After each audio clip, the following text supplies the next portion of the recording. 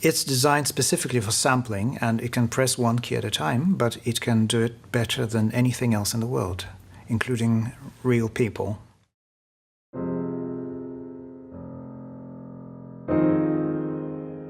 We tried recording some of those pianos through their native systems, and to me it seems like they stopped their motion control development at a much earlier stage than we did with the piano robot, because they had some of the same problems that I had in the early editions of the robot, and they didn't have sufficient precision for low velocities when you play really, really soft.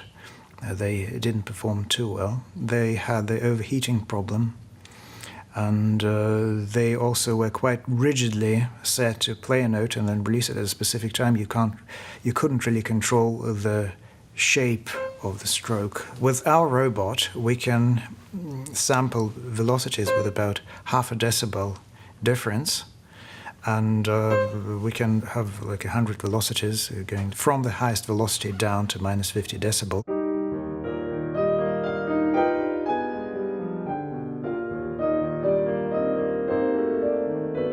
We tried a few solutions that are already on the market, and some of them perform fairly well at a human level, but especially if you have very quiet velocities, like something like this. The problem is with the repeatability. You can't really do this over and over again. Every time you play a sequence, it sounds different, and that's the problem. So we started with a simple electromagnet, and I put some code in that allowed it to move up and down, and then the whole huge problem of precise control needed to be solved, and that's like basically everything that I spent my time on while developing that robot.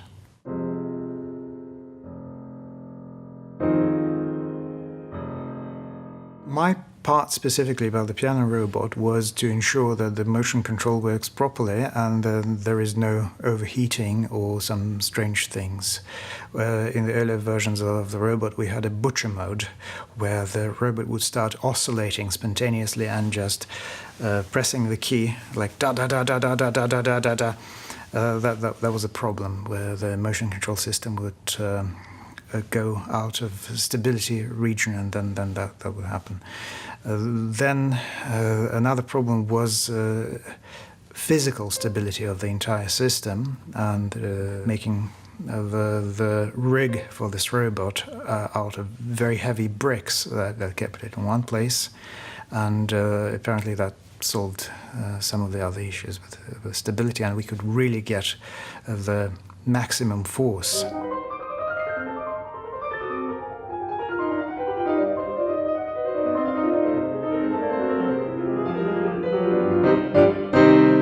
On and off, I think, actually took a couple of years from the very beginning till the end.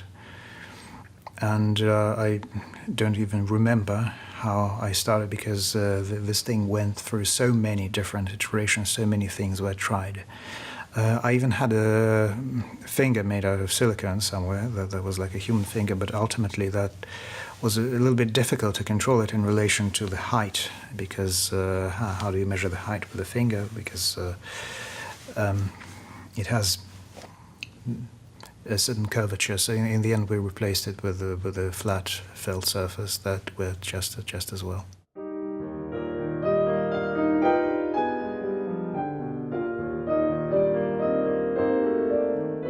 Ultimately, the main thing is what's the end result. Can you actually hear the difference between sampling with your finger or sampling with another system and our piano robot? Yes, you can, because our piano robot does not add anything to the sound. All other systems, they either have a specific character, and if you listen closely you can hear that all keys pressed, they have a specific unnatural character to them, or they produce some noises. Our robot is completely quiet and it's fully controllable. You can choose how you want to press the key, and it's as close as you can get to complete transparency when sampling a piano.